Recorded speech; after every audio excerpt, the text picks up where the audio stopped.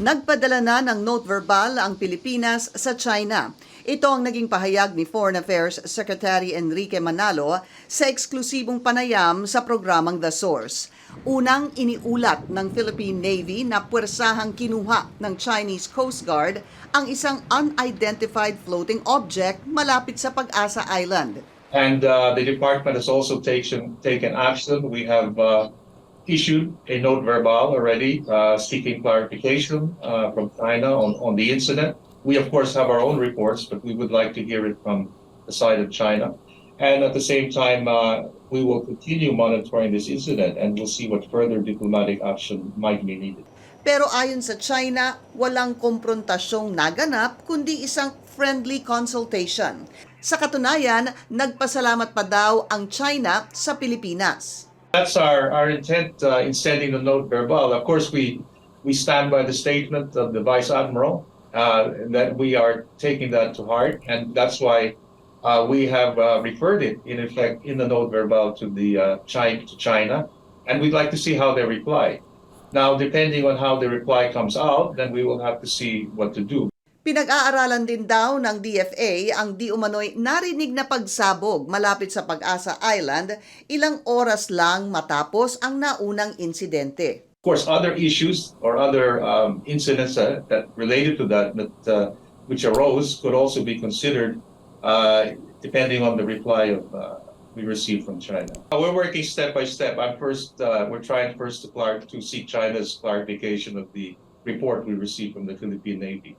Samantala, ilang mga isyu naman ang napag-usapan ni Pangulong Bongbong Marcos at Chinese President Xi Jinping sa kanilang bilateral meeting sa APEC Summit kamakailan. Isa na rito ay ang pagpapatuloy ng usapin sa Code of Conduct sa South China Sea. Umaasa ang kalihim na matatapos ang usapin hinggil dito sa susunod na 2 hanggang 3 taon. The issue of the Code of Conduct was also discussed, and actually discussions or negotiations on a Code of Conduct for the South China Sea have been ongoing for a number of years already, 4 years now, and it's really been negotiations between the ASEAN, all the ASEAN member states, plus China. And both leaders reaffirmed their commitment to try and accomplish or conclude negotiations for an effective and substantive code of conduct as soon as possible. They will most likely continue again next year. Bahagyang natalakay din ang joint oil at gas exploration sa West Philippine Sea sa pagitan ng 2 lider. Matatandaang na-terminate noong panahon ni dating Pangulong Rodrigo Duterte ang usapin sa joint exploration. Both leaders expressed their desire to continue discussions and negotiations or restart discussions and negotiations on oil and gas issues in the Philippines. That would include, of course, issues like development, etc. But it was at a very general level. Sumentro naman sa pagpapalakas ng ugnayan ng Pilipinas at Estados Unidos ang naging pagpupulong ni Pangulong Marcos at US President Joe Biden sa sidelines ng ASEAN Summit kamakailan.